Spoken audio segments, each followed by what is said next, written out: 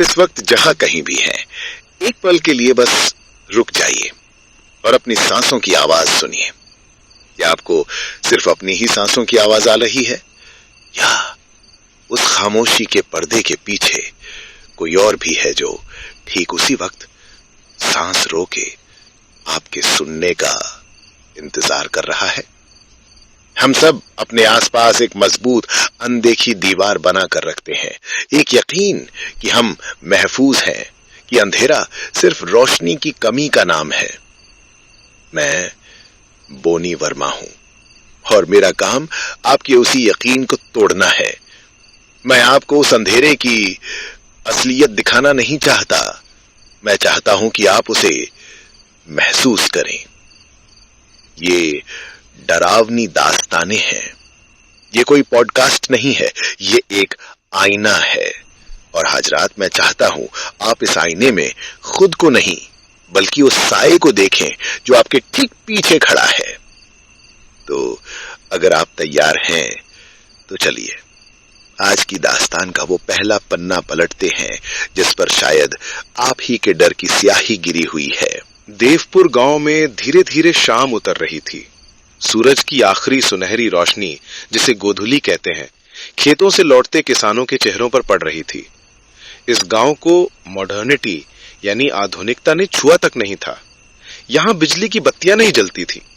सूरज ढलते ही पूरा गांव मिट्टी के तेल के दियों की टिमटिमाती रोशनी और झिंगुरों की लगातार आवाज में डूब जाता था। इसी गांव में अमित का जन्म हुआ था और पूरे 3 साल बाद वो नौकरी से छुट्टी लेकर अपने घर लौटा था। बचपन की यादों का खिंचाव उसे सीधा ओमकार दादा की चाय के दुकान पर ले आया। ये दुकान गांव के उस विशाल तालाब के ठीक मुहाने पर थी, एक ऐसा तालाब जिसकी गहराई आज तक कोई नाप नहीं सका।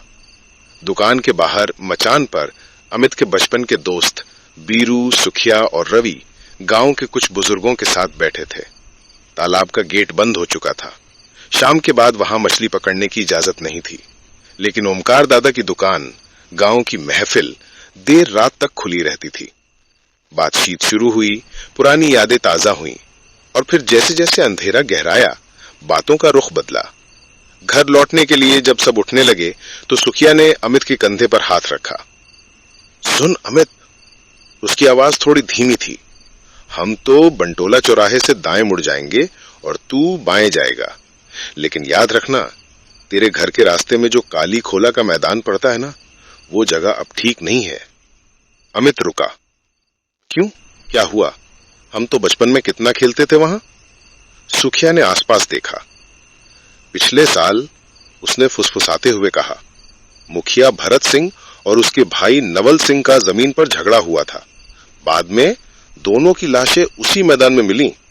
किसने मारा आज तक पता नहीं चला, लेकिन तब से लोगों ने रात में अजीब अजीब चीजें देखी हैं।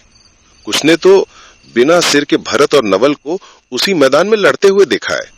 बस इसलिए कह रहा हूं, सावधान रहना। एक पल के लिए सब चुप हो गए। फिर अमित हल्का सा हंस पड़ा। अरे बस इतनी सी बात। अपनी नौकरी में मैं ऐसी ऐसी भयानक परिस्थितियों से गुजरा हूं कि ये कहानियां मेरे लिए कुछ भी नहीं है। इस बात पर सब चुप होकर उसे घूरने लगे। ओंकार दादा ने चाय का एक और प्याला आगे बढ़ाते हुए कहा, बता ना बेटा, सुना है शहरों में ये सब नहीं होता, फिर तूने ऐसा क्या देखा है बता। आज की महफिल तेरे अनुभव की कहानी से ही सजेगी। अमित ने चाय का ग्लास उठाया। कुछ देर वो बाहर तालाब के काले ठहरे हुए पानी की तरफ देखता रहा। हवा अजीब तरह से खामोश थी। फिर उसने बोलना शुरू किया। मेरी पहली नौकरी की पोस्टिंग उत्तराखंड के एक सुदूर गुमनाम जिले में हुई थी, चरणगढ़। उस जगह का नाम शायद ही किसी ने सुना हो। वो बिल्कुल अकेला इलाका था।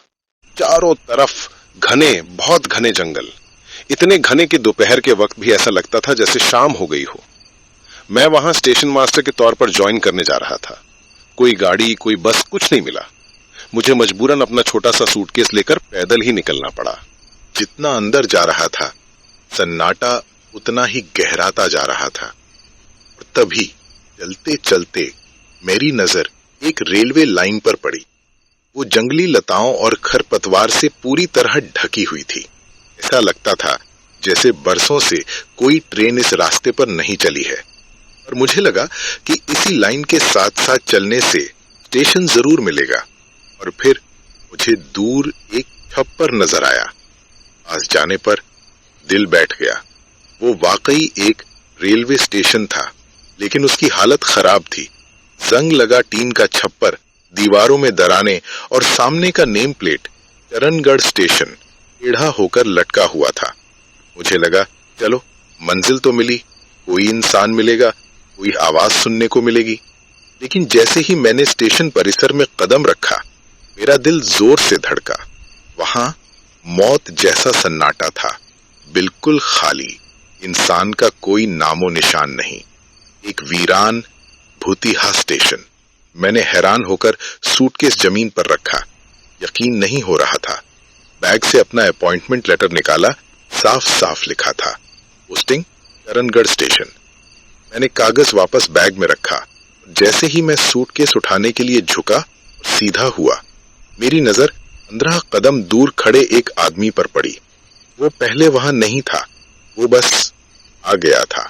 काला, दुबला, पतला शरीर, फटी हुई धोती और एक पुराना कुर्ता। वो बस मुझे घूर रहा था।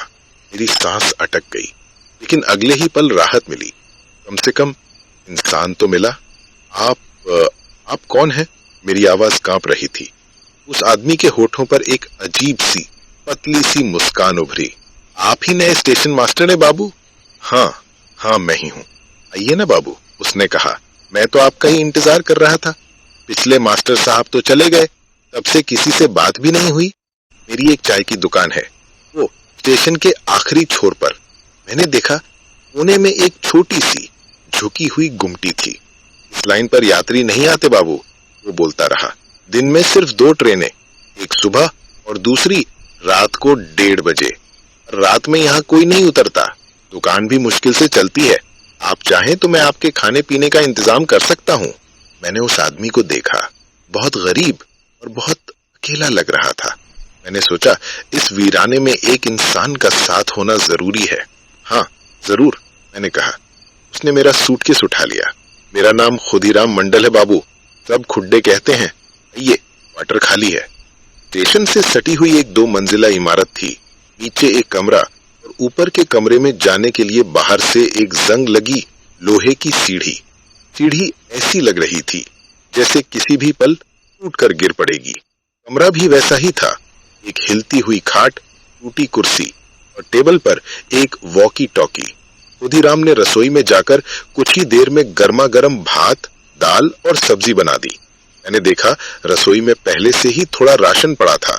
मुझे लगा खुदीराम चाहता तो ये चुरा सकता था, पर उसने ऐसा नहीं किया। गरीब था और ईमानदार था। बातें करते करते खुदीराम ने बताया कि पिछला स्टेशन मास्टर यहाँ अकेले रहने से बहुत डरता था। मगर जानते हैं बाबू, खुदीराम हंसकर बोला, बस एक ही बात है जिसे डर कहा जा सकता है या नहीं मुझे नहीं पता। ऐसी बात? मैंने पूछा। खुदीराम का चेहरा अचानक गंभीर हो गया। बाबू, मेरी पत्नी को एक गंभीर बीमारी है। वो दिन के उजाले में आंखें नहीं खोल पाती है। सूरज की रोशनी उसकी आंखों में जलन पैदा करती है, इसलिए शाम होते ही वो बेचैन हो जाती है और रात को वो मुझे यहाँ लेने आती है। मैं रात में कम देख पाता हूँ ना, इसमें डरने की क्या बात है? हो सकता है आप मुंह से कहने पर ना समझे बाबू। असली बात यह है कि मेरी पत्नी की आंखों में रोशनी नहीं है, बिल्कुल सफेद, खाली 2 आंखें। लेकिन अंधेरे में देखने पर ऐसा लगता है जैसे वो अंदर से जल रही हों। पिछले मास्टर साहब ने एक दिन उसे अचानक देख लिया था। डर के मारे बेहोश हो गए थे। मुझे तो आदत है, मैंने आपको पहले ही बता दिया ताकि आप उसे देखकर डर न जाएं। मैं बस हल्का सा मुस्कुरा दिया। नहीं, इसमें डरने जैसी कुछ बात नहीं है। ठीक है बाबू, वो उठा। आज के रात के खाने के लिए मैंने मुर्गे की सब्जी का इंतजाम किया है। वो चला गया। रात के करीब 9 बजे थे। बाहर घना चिपचिपा अंधेरा, झिंगुरों की आवाज, कहीं दूर गीदड़ों की हू हू और जंगल के अंदर से किसी जंगली उल्लू की डरावनी पुकार। वो आवाजें सन्नाटे को और भी भयानक बना रही थीं। मैंने वॉकी टॉकी उठाया। 1 घंटे तक कोशिश करता रहा। हेलो, क्या आप सुन रहे हैं? अमित, क्या आप लाइन पर हैं? सिर्फ स्टैटिक की हर घर आवाज, दुनिया से मेरा संपर्क जैसे टूट चुका था। मैंने हार मानकर डिवाइस टेबल पर रखी। ठीक उसी वक्त दरवाजे पर खुदीराम खड़ा था, हाथ में थाली और चेहरे पर वही पतली मुस्कान। बाबू, खाना तैयार है। उसने थाली टेबल पर रखी, ढक्कन हटाया तो धुएं के साथ खुशबू उड़ी। सफेद भात और एक कटोरी में लाल गाढ़ी ग्रेवी वाली मांस की सब्जी। मुझे जोर की भूख लगी थी। मैंने खाना शुरू किया। बहुत बहुत स्वादिष्ट था, लेकिन खाते खाते मैं अचानक रुक गया। मेरा पूरा शरीर जैसे जम गया। मेरे मुंह के अंदर कोई सख्त नुकीली चीज अटक गई। मैंने कांपते हुए हाथ से उंगली डालकर उसे बाहर खींचा। वो एक इंसान का लंबा पीला नाखून था। मेरे रोंगटे खड़े हो गए। ये क्या है खुदीराम? मेरी आवाज घुट रही थी।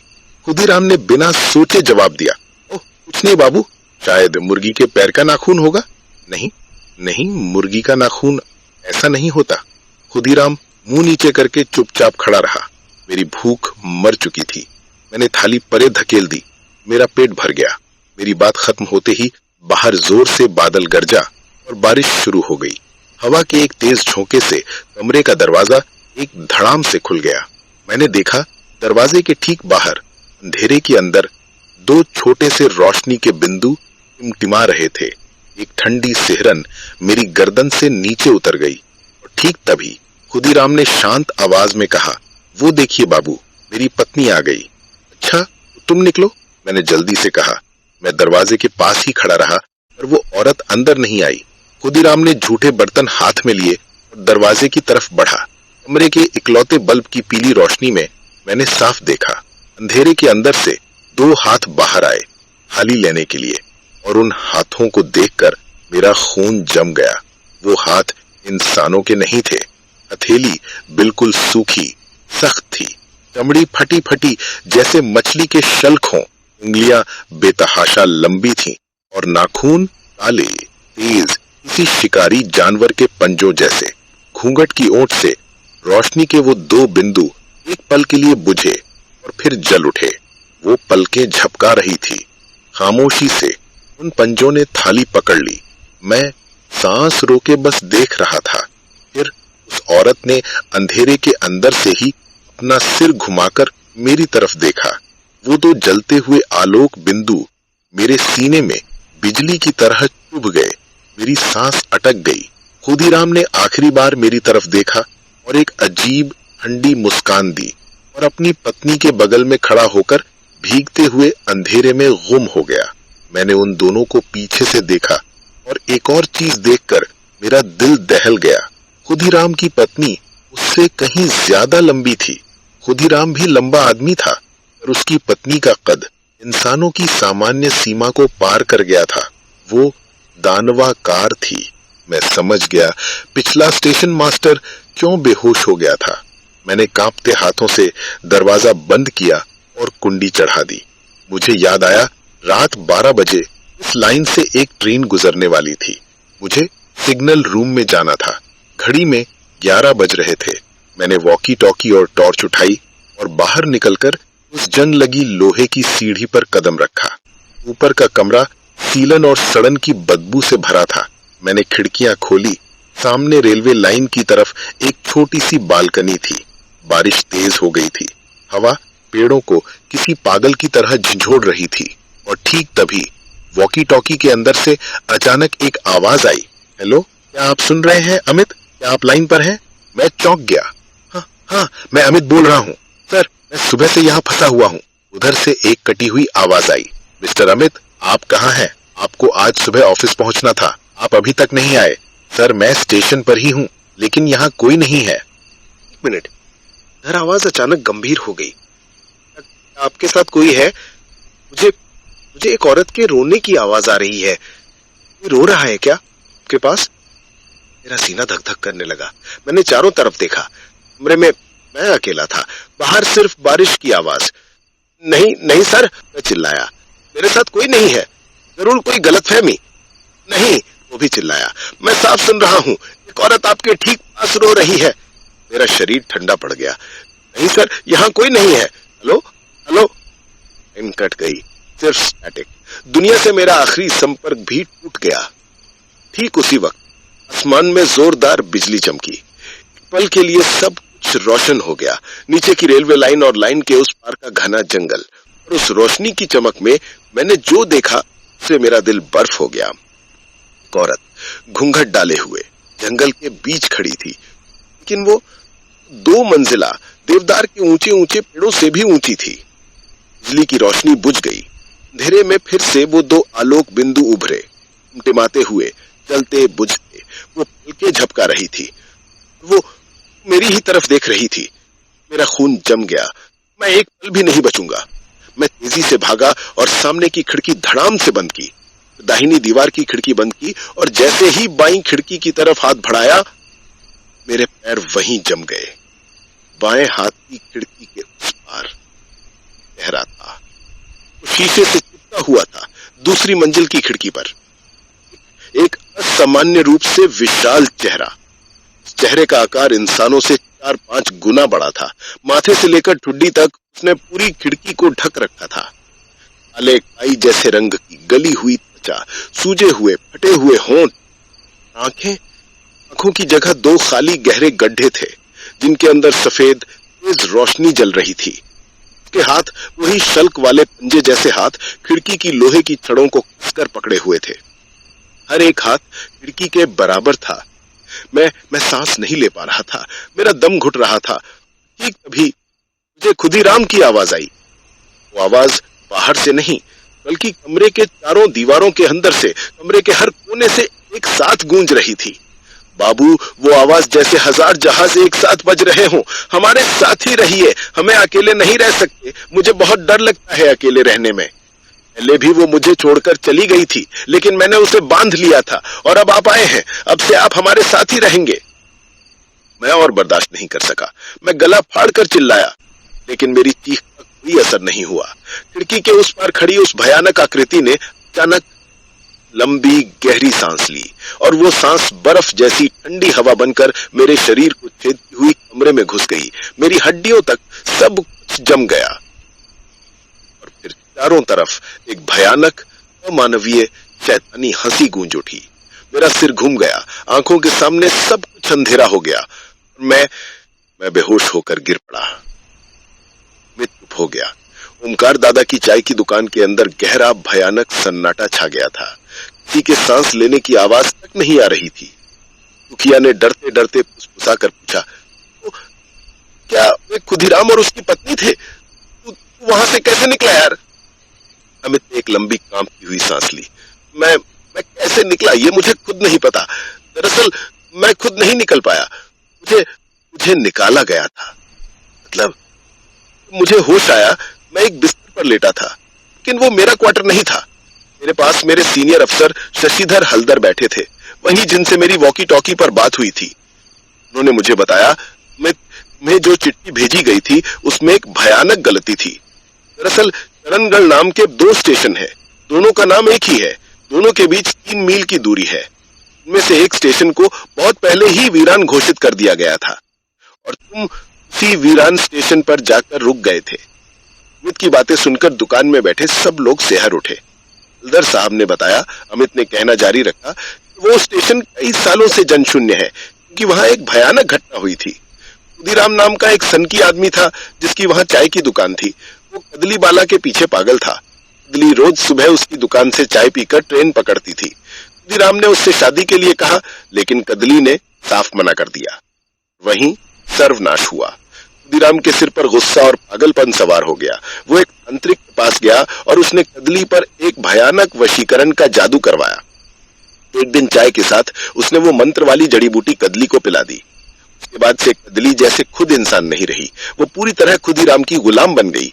उसकी आंखों में कोई रोशनी नहीं बची। खुदीराम ने उससे शादी कर ली, लेकिन वो प्यार नहीं, गुलामी थी। उस वशीकरण में इतनी ताकत थी कि कदली को ना जाने के लिए मजबूर किया गया था। लेकिन किस्मत का खेल देखो, एक रात खुदीराम को जबरदस्त बुखार आया। उसने कदली को हुक्म दिया कि डॉक्टर को लेकर आए। कदली उस सम्मोहित हालत में अंधेरी रात में रेलवे लाइन पर सीधे चलती जा रही थी। ठीक तभी एक तूफान की रफ्तार से आती ट्रेन ने उसे टुकड़े टुकड़े करके फेंक दिया। कदली बाला वहीं मर गई। लेकिन मौत से भी उसे मुक्ति नहीं मिली, क्योंकि जिंदगी में वो वशीकरण से बंधी थी और मौत के बाद भी वो बंधन नहीं टूटा। कदली एक भयानक, एक अकल्पनीय पिशाचिनी में बदल गई। खुदीराम के पास से नहीं हटी। स्टेशन के आसपास सड़े हुए मांस की बदबू फैलने लगी। खुदीराम पागल होने लगा। वो पिशाचिनी उसे ही सताने लगी। आखिरकार एक रात खुदीराम और बर्दाश्त नहीं कर सका। उसने खुद उसी ट्रेन के सामने खड़े होकर आत्महत्या कर ली, लेकिन उससे भी उसे मुक्ति नहीं मिली। उसकी आत्मा भी उसी स्टेशन परिसर में कदली के साथ बंध गई। उससे उस स्टेशन को वीरान घोषित कर दिया गया। 3 मील दूर ये नया स्टेशन बनाया गया। अमित ने अपनी बात खत्म की। आज भी मेरी पोस्टिंग उसी नए स्टेशन पर है, लेकिन मैं भूलकर भी कभी उस 3 मील दूर वीरान स्टेशन की तरफ कदम नहीं बढ़ाता। चाय की दुकान के अंदर भयावह खामोशी की। रवि ने डर से कांपते हुए फुसफुसाया, अमित, बहुत रात हो गई है, घर चलते हैं। ओमकार दादा ने जल्दी जल्दी दुकान बंद की। अरे रुको, दुकान बंद कर लूं, फिर सब एक साथ ही निकल चलेंगे। इस रात कोई अकेला नहीं गया। दुकान बंद करके सभी एक साथ गांव के रास्ते पर निकल पड़े। रात का आसमान घने बादलों से ढका था। हवा में एक अजीब सी भूतिया ठंडक थी। ऐसा लग रहा था जैसे अदृश्य लोग उनके पीछे पीछे चल रहे हैं, जैसे अंधेरे में खड़े होकर कोई उनका रास्ता देख रहा हो। और उस रात देवपुर की उन गलियों में खामोशी पहले से कहीं ज्यादा गहरी थी। वो सब एक साथ तो चले गए, लेकिन अपने अपने घरों के दरवाजे बंद करने के बाद क्या वो डर बाहर ही रह गया, या वो डर अब आपके साथ है? वो वीरान स्टेशन, वो 2 मंजिला परछाई, वो जलती हुई आंखें, वो अब सिर्फ अमित की कहानी का हिस्सा नहीं है। वो आपके जहन में एक घर बना चुकी हैं। अगली बार जब आप किसी सुनसान रेलवे लाइन के पास से गुजरें या रात में अपनी खिड़की के बाहर बारिश की आवाज सुने, तो जरा गौर से देखिएगा, कहीं शीशे के उस पार कोई आपको ही तो नहीं देख रहा। मैं बॉनी वर्मा हूं और आज रात के लिए अंधेरे का ये सफर यहीं तक। अगर चरणगढ़ के उस सन्नाटे ने या कदली बाला की उस अतृप्त आत्मा ने आपके रोंगटे खड़े किए हैं, तो इस एहसास को लाइक करके मुझ तक पहुंचाइए। क्या आपके पास भी कोई ऐसा तजुर्बा है, कोई ऐसी जगह जहां जाने से आज भी आपकी रूह कांपती है? वो कौन सी कहानी है जो आप किसी को सुना नहीं पाते? नीचे कमेंट सेक्शन में अपना डर मेरे साथ बांटिए। मैं आपके हर एहसास को पढ़ता हूं, और अगर आप हकीकत के इस डरावने आईने में मेरे साथ बार बार देखना चाहते हैं, तो डरावनी दास्तान से जुड़ जाइए। सब्सक्राइब का वो बटन दबाइए और उस घंटी को जगाना मत भूलिएगा, ताकि अगली बार जब मैं अंधेरे की कोई नई दास्तान लेकर आऊं, तो आप उस दस्तक को पहचान सकें। अगली कहानी तक जरा सावधान रहिएगा, क्योंकि जब बत्तियां बुझती हैं तो जरूरी नहीं कि कमरा खाली हो।